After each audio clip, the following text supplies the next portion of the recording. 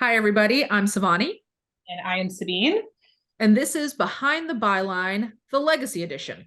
We're celebrating 100,000 Hidden Compass readers with our Legacy issue, where we've published 10 of our stories from around the globe, across our departments, and over the years that we've been publishing, so 6 years now. And one of these stories is by writer and community advocate Alexandria Scott. Alexandria, thank you so much for joining us today. Yes, I'm so happy to be here. And we are happy to have you. Alexandria's story, Wade in the Water, was published in our Chasing Demons department back in our autumn 2019 issue. In the story, Alexandria takes us out into the Chesapeake Bay to pay homage to the spirituals and waterways that led her ancestors toward freedom.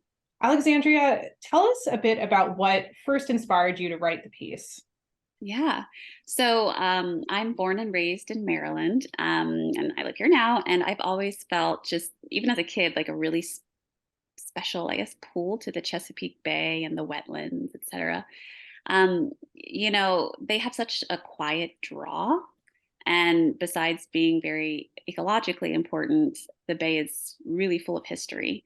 And for me, I've always been very interested in my family history and in the case of Wade in the Water, the connections between my personal history as a Black American woman with very coastal ancestry that was there for me.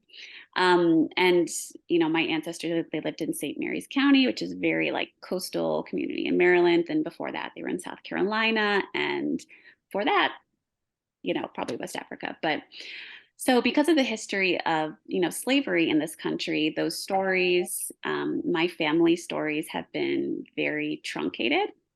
And it's that way for a lot of Black Americans, right? There's this kind of like big, just confusion and emptiness. And so researching and, traveling and weaving the story of this communal cultural thread of water and strength and peace and hope in harrowing times over the centuries was a really special experience for me. It was, and we said it when we published it, that it was an honor for us to be able to publish this story. And we had our reasons for picking this story for the legacy issue, but why do you think spotlighting a piece like this is important? Oh, well, I was so honored to be chosen. Thank you. I think that there's just a lot of people in my shoes, and I think that giving a voice to our past, whether that's a combination like it was for me in Wade in the Water of a combination of history and imagination, is a tangible and important thing. It is. I heard the doorbell in the background, and we'll keep on going. Alexandria. Yes. No worries. I'm not sure what's going on down there. So it is now 2023, and we published this piece back in 2019. How does this story resonate with you now, Alexandria? And has anything changed?